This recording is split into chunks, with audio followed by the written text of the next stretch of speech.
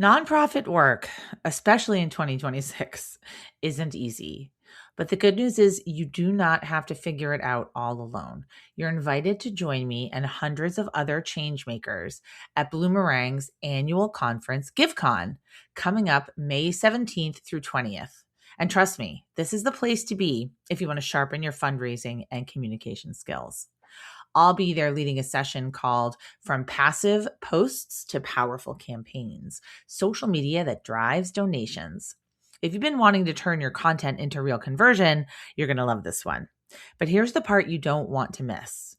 GiveCon's lowest registration rate is available right now for the next few weeks. This is the perfect moment to grab your ticket and save your organization some budget. Join me and an incredible community of nonprofits at GiveCon. Learn more and register at givecon.com. That's GIVECON.com. Now on to the episode. Hello, and welcome to Nonprofit Nation. I'm your host, Julia Campbell, and I'm going to sit down with nonprofit industry experts, fundraisers, marketers, and everyone in between to get real and discuss what it takes to build that movement that you've been dreaming of. I created the Nonprofit Nation podcast to share practical wisdom and strategies to help you confidently find your voice, definitively grow your audience, and effectively build your movement. If you're a nonprofit newbie or an experienced professional who's looking to get more visibility, reach more people, and create even more impact, then you're in the right place. Let's get started.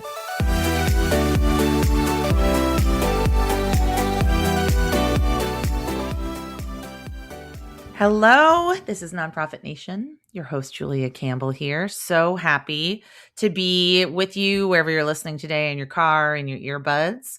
I am incredibly excited about this guest and this topic. I watched the TEDx talk, which I will put in the show notes, and just got incredibly fired up for a brand new way to think about how to get people participating, how to stop raising awareness and actually generate action. And then more specifically, how to harness technology to really improve child welfare, especially in the foster care sector. So my guest today is Ben Sand, founder and CEO of The Contingent. And I'm going to put all of these links in the show notes. I just want to kind of dive right in because this is going to be a really great conversation, and I'm so inspired by the work of The Contingent. But Ben, can you tell us? Well, first of all, welcome. Thank you, Julia. Welcome. Glad to be here. Yeah. And tell us a little bit about your journey and kind of what led you to the work you're doing today. Yeah. So I've been involved in working in the nonprofit sector my entire career. So for the last 25 years or so, I've been involved in working with young people, and the Contingent started out as an organization that was wanting to think differently about complex social issues, recognizing that at the end of the day, there really are not a ton of rules. Actually, there's, ingenuity and ideation, is something that has been a part of my kind of personal DNA. And we built an organization to try to inspire innovation and to imagine how to think differently and do things differently. I first got involved in the child welfare space in 2012 with some friends that were introducing me to the complexities of what was going on in the foster care system in the state of Oregon. Oh, yes. And we have a lab at our organization, and threw this big question into the lab, and that was, what would it look like to overwhelm the state with community members that were signing up to say, how can we help? How can we get involved to participate in serving kids and families more effectively? And so, certainly where we started in 2012, we're in a very different place today. Certainly data and technologies played a key role in that. And I know we're here to talk about that a little bit today, but my heart's passion has been to serve vulnerable kids and families. And I think we've cracked the code on how to do that at scale. I love that. Yeah. So The Contingent is a venture nonprofit. What does that mean in practice? Like, how does that look different than maybe the traditional nonprofit structure we're used to? Yeah, so we have a deep appreciation for asking the question, where are there opportunities for innovation? So we um, definitely have some initiatives that we hold on to, that we run, but we also are consistently throwing new ideas into what we call our action lab. The premise there is to always try to stay on the forefront of innovation, and to invest in that. So what makes us a venture nonprofit is that while we have some stalwart, very stable initiatives, we also are consistently pushing on new ideas and seeking capital from donors and interested parties that are frustrated or want to imagine what an innovative future could look like. And over the last 17 years or so, we've started 20 different nonprofit initiatives, many of which have spun out into their own nonprofits. Some crashed and Wow. burned, but Well, some of them scaled as well. So part mhm. of it is recognizing the importance of taking some risks to try things differently. What was the moment when you kind of realized that technology, I mean, you say in your TED talk, technology is used to promote everything in our lives, from our consumer behavior, to our political behavior. The algorithms are used to divide us and entice us and entertain us. And what was that sort of aha moment where you thought, why aren't we using this for good? Like, why aren't we Yeah. using this to specifically engage more people in the foster care system? Yeah, I think that there was a very particular moment of discernment, Hmm. actually, and where I realized that the complexity of the problem was not being matched by our approach to trying to solve it. We had started an initiative in Oregon called Every Child in 2012, and that was an initiative that was designed to use what I'll call grassroots or ground game recruiting strategies to get community members involved in the lives of kids and families that were impacted by foster care. We were growing across the state of Oregon, but in 2019, the state of Oregon was sued in a class action lawsuit. And interestingly, Julia, right now in our country, Whoa. there are 32 states that are currently being sued in class action lawsuits because there is a crisis shortage of foster families. And so when the state of Oregon was sued, the Secretary of State also audited the Human Services Agency.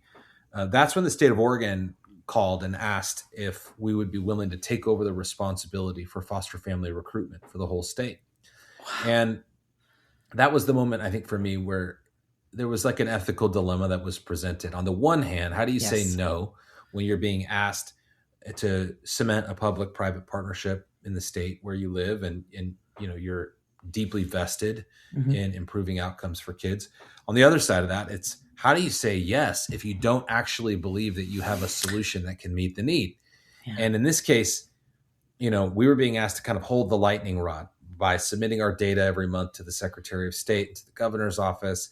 And, my conviction was that we could set up a booth at the county fair, the farmer's Uh-huh. market, or set out lawn signs Oh, and I do know. church I've presentations. We done could do all that of it. exactly all day, every day, 365 days a year, and we wouldn't even scratch the surface of actually meeting the need. So it was in kind of that moment of discernment where I read this article actually in the Ooh. Atlantic called "When the Nerds Go Marching In." Okay, I'm putting it in the show notes. Yes, yes, and this article basically When the articulates. nerds go marching in. That's Love it. right. Yeah, the article highlights how the RNC and the DNC built these big election machines that have transformed how Yes. how they mobilize votes and donations and volunteers. And that was the realization, the kind of the epiphany for me was, man, what if we hacked those machines and how they work and figured out how to build one for the foster care use case? And long story short, that's where we went into the lab with Microsoft, and they were very generous to us, and well, the rest is history from there. So Mhm. Oh my gosh. This, I think, resonates with so many people, especially someone like me. I started my career in working in domestic violence, and I was doing outreach and development and fundraising and just going to all of those county fairs and going to Yeah. churches every Sunday Yeah. and going to Kiwanis and going to anyone that would take me, tabling, giving out Yep. brochures. What I love that you said in your TED talk is you were very caffeinated because you were just like doing like one-on-one coffees. Totally. My office was my car, and my existence was coffee meetings for days. So we were caffeinated as hell, but we were failing at I finding think. the foster parents. Exactly. So, well, I do think that that kind of ground game is so important in the beginning You bet. to understand, because for me, it helped me understand the community and the issues and the questions that people were asking. But then at some point, like you were saying, you have to figure out how to scale it and how to reach people. So then you're talking about your model, the air game. Can you talk about that and Yeah. how that works? So once we identified, like, hey, let's go for this. Let's see if we can figure out how to use data and technology to, revolutionize how we mobilize community. The way I would describe it is, the first thing that you've got to do, and would be true for all of your listeners, regardless of the social issues, is to really understand the problem. So, Yes. We published some research on multiple domains, but basically identified the fact that only 5% of the population will ever even consider becoming a foster parent. We studied, we did the nation's largest study in foster families by asking them questions regarding their attitudes, beliefs, behaviors, their convictions, their key questions, their concerns about becoming foster parents, and identified these basically 8 typologies of different individuals in the community that are more likely to say yes to becoming foster parents. And so, wow.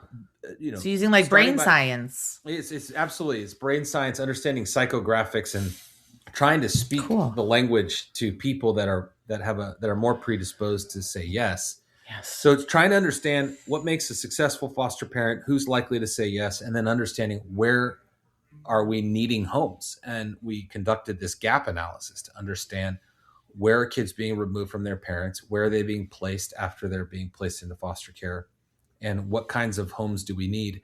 And there's a big collision of data that takes place at that point. Who are the people in the community that are more likely to say yes? How do we talk to them effectively? But through this lens of a message that's not just, hey, we need more foster parents, but it's to say, Julia, in your zip code, there are currently 3 children in foster care, 2 of which are siblings who have been split. They're 13 and 17. We have a sense that you might be a great foster parent. Do you want to talk to us about these children? And part of what the kind of delivery system for that has been using large data sets and market segmentation strategies and targeted marketing to be able to connect the right message to the right person in a language that they speak and understand, to address their motivations and concerns, but also to talk to them in a way that helps them understand the problem in their neighborhood. It localizes it. Yeah. Rather than just being like, this is an issue that is abstract. Like if I hear a data point, like I think you said a data point in your talk, 350,000 children need a home or need some kind of foster care, and then 200,000 homes actually qualify for it. So there's this huge gap there. So I think if I hear that data point, but if you're saying, Julia, there are 2 children in your community. I mean, I'm a mom of 2. Yeah. So that really resonates. Have you gotten pushback from that at all, though? Yeah. I'm just wondering, because like for me, I love targeted ads. I love ads that are relevant to me, but I wonder what's the feedback you've been getting? Yeah, there definitely are. Every now and then you get that person that's like, stop texting me, stop emailing me, stop sending me these ads. I'm not interested, And so, if there's any pushback in the market, it tends to be people that are feeling like we're chasing them around the internet, like happens to all of us when we're shopping for shoes or a new thing, there can be some frustration there. I think what we've found, though, is that our state partners, we work in multiple states now across the country, have a deep appreciation for using these strategies insofar as what we're doing is not just recruiting more families for them, but we're actually recruiting the right families to serve the right kids. And so, we've been holding this space as a market disruptor.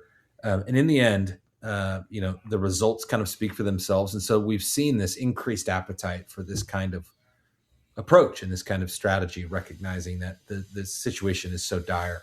Mm-hmm. I could see this being leveraged in a lot of different cause and issue areas. So specifically, how are you delivering these messages? You talked a little bit about like how you get the data. I know you do geo-targeting as well. Mm-hmm. But how are you, and talk about that. I think maybe my listeners won't really, maybe they're not Yeah, as of course. familiar with that. Yeah. What I would say is that I agree. I think these strategies can be employed across multiple different domains in the social Yes. sector. This isn't just necessarily a foster care solution. I have like really strong convictions about the data and technology revolution that we're living in as a sector, and what we need to do as a sector to be prepared to respond to the opportunities that are in front of us. No doubt about it. What I would say, particularly to answer your question in terms of how these messages are being delivered, it's a combination of things. It can be outbound email or text message, but a lot of it is geo-targeting ads based off of what we understand in terms of pattern behavior of the demographics that we think are more likely to be successful, where they go to and consume news and to consume information online, but also certain behavior in terms of where they shop and other consumer behavior. And we can kind of geo-target, create like little fences around where folks live and work, and hyper localize content to be able to speak to folks directly where there is a need. And so, and again, these are strategies that are being employed by businesses and all kinds of different organizations. It's just that the nonprofit sector has lagged behind in utilizing these strategies. So I'm not a technologist. Mm-hmm. I'm not, some sort of like marketing genius. I was like an English major. So, Yes. but I think, well, the messaging, the writing, the messaging is I important. think what it comes down to is, in the end, these are tools that are available by asking the right research questions and employing the right fundamental technologies. A lot of different organizations can do it, which is why I was so excited to talk to you today, because I'm a huge proponent that, this is a new way for organizations like ours to think about serving others. Absolutely. I mean, I teach digital fundraising. I teach courses and webinars, and I speak about the use of digital tools. And it's so interesting, some of the pushback or some of the skepticism and some of the fear in the sector, especially around AI, especially around things like geo-targeting, privacy policies.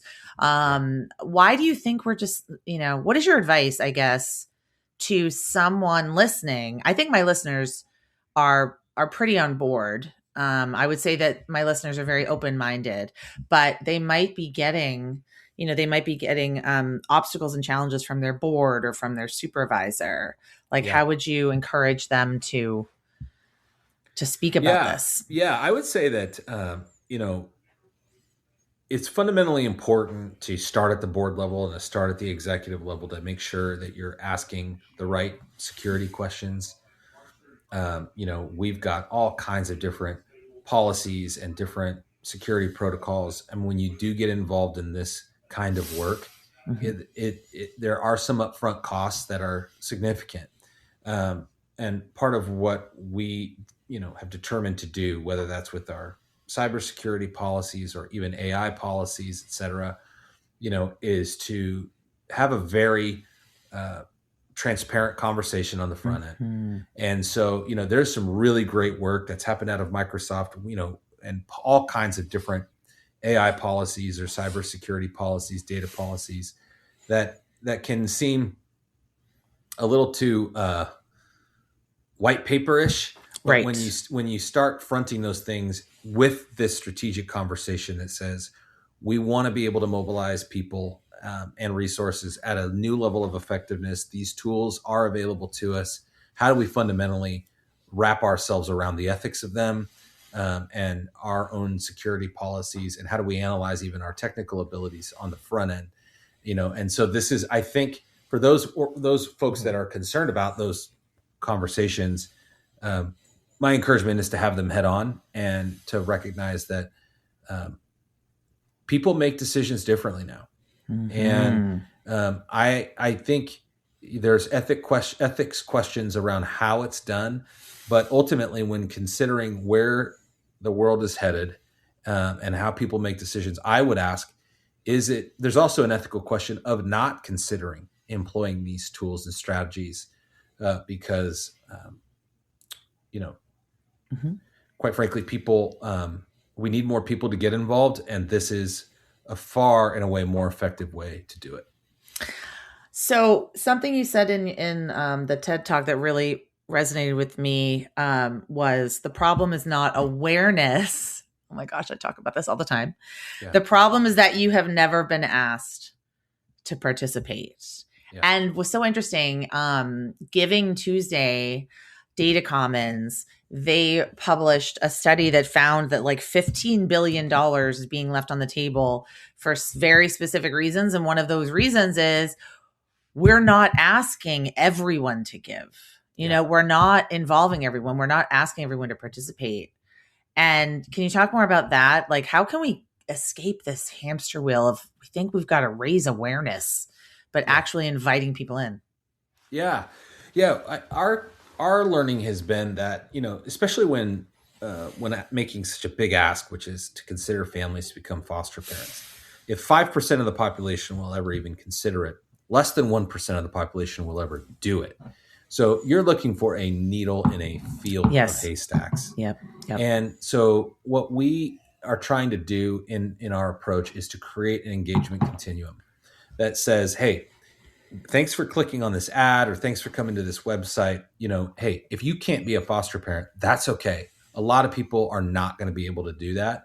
But here's 17 different ways for you to get involved. Mm-hmm. And so there's a moves management process that can be digitized, and there's a way for folks to explore, what their level of involvement can look like. And what we've found is that when folks start out in donating a tangible item or getting involved in a one-time volunteer opportunity or, even a long-term relational opportunity, they're moving towards, as they're experiencing an exposure to the complexity of the issue, they're moving towards a deeper yes. And so, the question, and this is what technology gives us the ability to do is to make those asks consistently. Instead of it just being, this person volunteered this one time and we wrote their name down on like a spreadsheet. It's like we sign up sheet at the county fair. Exactly. How do we digitize the experience so that they're consistently being invited to take a deeper level of engagement? And so, as I've shared, it's not everybody can be a foster parent, but everybody can do something. I think that is so important because where I see nonprofits getting it wrong a lot of times is just going right to like the fundraising ask. Yeah. And it's sort of like, well, there are like moves in management. There are a lot of different ways someone can get involved. There's a lot of different ways, like they could share on social media or invite a friend or donate an item, like you said. For me, I just thought of something. Because I'm always thinking about like what my clients and my listeners would be asking with such a nuanced and complicated issue. Yeah. I mean, how I feel like people are going to be asking in their minds, like, how did you come up with that message?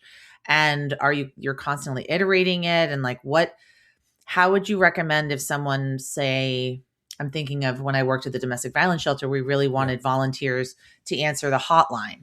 Okay. But I can't even imagine doing an ad. I wouldn't even know what to, because it's such a nuanced issue, and often polarizing, because as we know, everything is unfortunately polarizing today.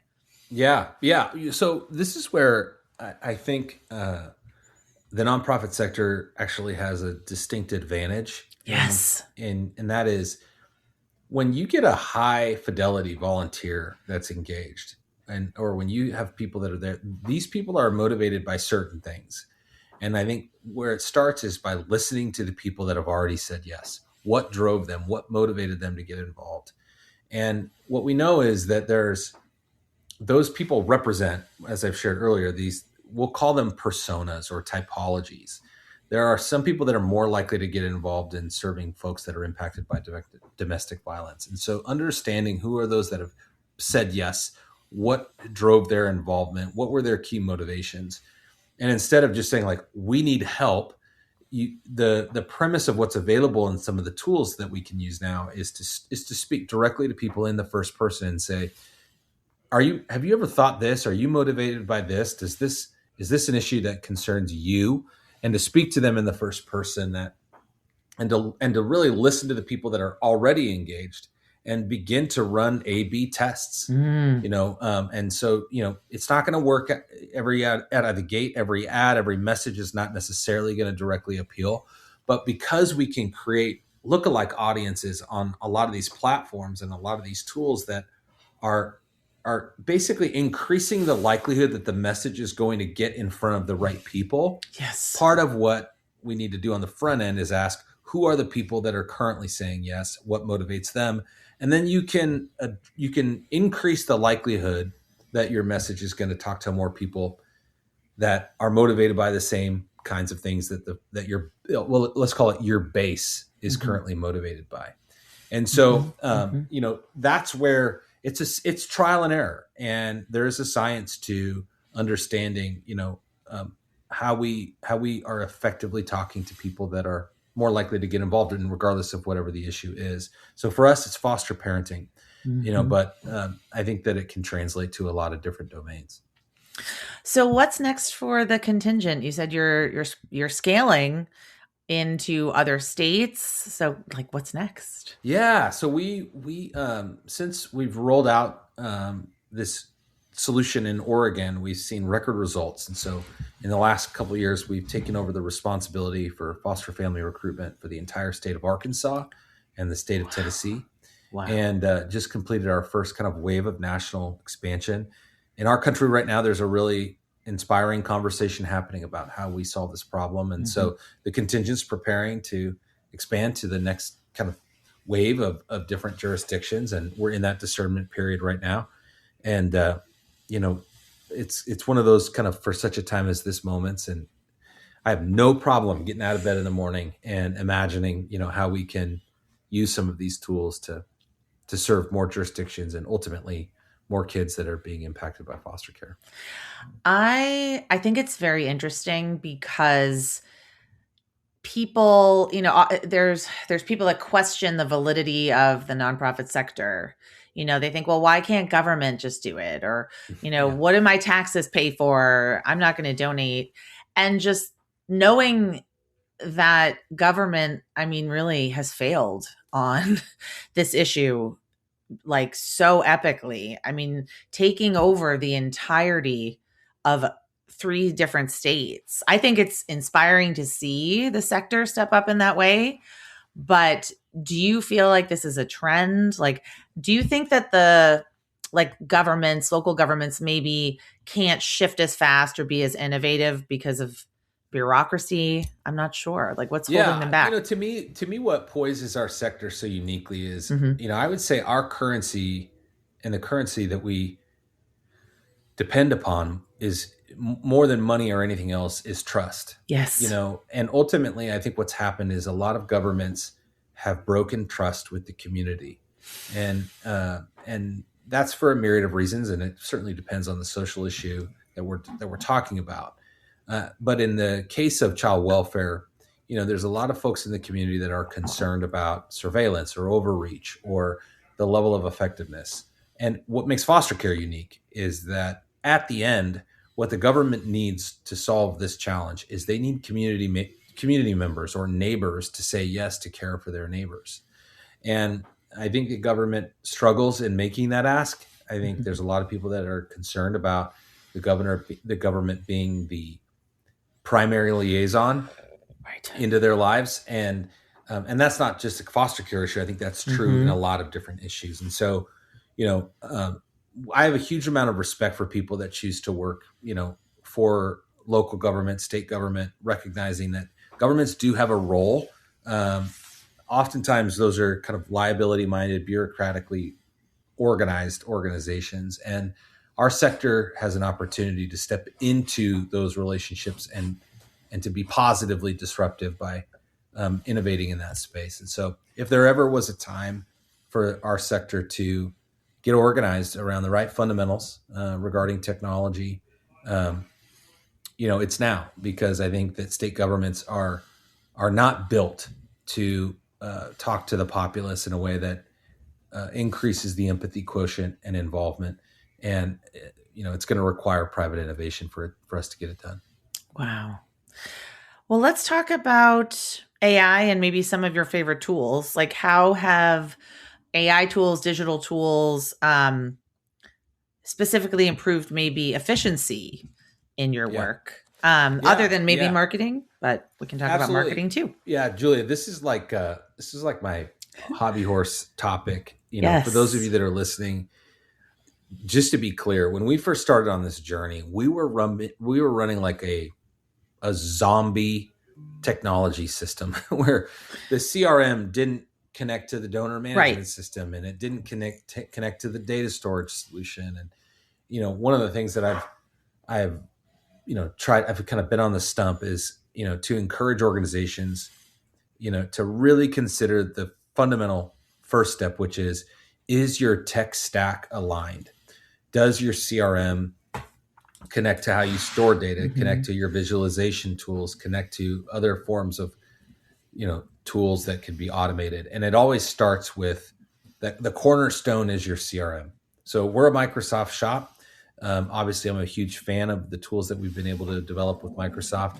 But organizations, I think, need to first try to analyze, like, is our system aligned? Does the stack line up? Yep. And if Yep. if not, and I would just say that when we first started on this journey, the answer was fundamentally no. I know a lot of my colleagues in the sector have legacy systems that they're trying to patchwork together, and that's a challenge. And I think the first wave of investment to harness the power of AI and to harness the power of what's available is to make sure that your CRM aligns with your ability to automate in different tools that are oftentimes found within that CRM, that cornerstone CRM, and that syncs with your cloud storage. And as wonky as that sounds, it's that integration that really is going to empower AI solutions moving forward. Mm-hmm. Because it's going to enhance your security when you can get that stack aligned, but it's also going to give you the opportunity to do that. So with Microsoft, we can use Copilot, or we can use Azure and other forms of AI tools as we build our own bespoke data environment and create our own data lakes. Like, we can use those tools internally in a hyper secure way. And so I think the sector needs to lean towards that, because a lot of the AI tools that we're using in the sector are around productivity. Right. And we certainly use those tools for productivity as well. But as it relates to solving a social issue, that's where, to your earlier comment, that's where executive teams and boards start to get nervy. It's like, how much money are we going to put into the fundamentals of this thing in order to be able to access what's possible? And I would just say it's the cost of not doing it is higher than the cost of doing it. Yeah. Because of the speed by which we're going to see innovation take place. So if you're wondering, should we make that investment with that $100,000 that we've had set aside, and that's a lot of money, the answer, I would argue, if you're on the fence on that, is fundamentally, yes, you should make the investment because it's going to be a race. And I'm really concerned that our sector is going to lag behind in terms of using the tools that are going to be emerging. And so AI is a bit of a buzz term, and it's not something that solves everything, but there is an opportunity for us to really, harness the power of what AI can do, but you got to get your data environment locked in first. No, I completely agree. Oh no, that's so hopeful. So I think, speaking to a lot of nonprofit leaders, especially right now, I mean, as we're recording, like, we're at war, like there's all sorts of horrific things happening across the world and in the United States. What gives you hope? And especially, I do think dealing with the issue that you are dealing with, yeah, how you get up every morning, you do it. Yeah. What are some words of advice for nonprofit leaders struggling? Yeah, I think what's fundamentally true is what gives me hope is as we've been trying to innovate and push into some new strategies, what we have found is that the community is ready to engage. And as there are global concerns and local concerns, and as we're seeing governments continually be strapped by financial challenges, there is not an empathy problem. There is not a challenge as it relates to will the community step up? I believe that the community will step up. We have to figure out how to talk to them and engage them a little bit differently now. But we just have had a record quarter. We've seen more volunteers and more foster families step forward in the Mm. 3 states we're serving than any other time in our organization's history. And so neighbors want to love their neighbors. We need to talk to our neighbors in ways that they consume information and give them the ability to respond in a way that is simple, clear, and quickly activates. And if we can Mm. do that, I'm deeply optimistic about our future, as long as we can think differently about how we invite people in. Simple, clear, and quickly activates. I'm on the school board here, so that really resonates with me. We're trying to get our budget passed, Yeah. and it's been challenging, but simple, clear gets people activated. Ben, this has been amazing. This is wonderful. I'm so glad you're on the podcast. Where can Thank people you, Julia. connect with you, learn more about you and the work that you do? Yeah, absolutely. Please find me on LinkedIn. I would love to be your friend. You can check out our work at thecontingent.org, or just Google every child and you'll see some of our work in Oregon, Arkansas, and Tennessee, and hopefully beyond. Mm-hmm. Well, thanks again so much for being here. And yeah, I'm sure you'll get a lot of new connections and a lot of new interests. So just thanks so much for your powerful work. Thanks, Julia. Thanks for having me on. Well, hey there. I wanted to say thank you for tuning into my show and for listening all the way to the end. If you really enjoyed today's conversation, make sure to subscribe to the show in your favorite podcast app, and you'll get new episodes downloaded as soon as they come out. I would love if you left me a rating or a review, because this tells other people that my podcast is worth listening to. And then me and my guests can reach even more earbuds and create even more impact. So that's pretty much it. I'll be back soon with a brand new episode. But until then, you can find me on Instagram at JuliaCampbell77. Keep changing the world, you nonprofit unicorn.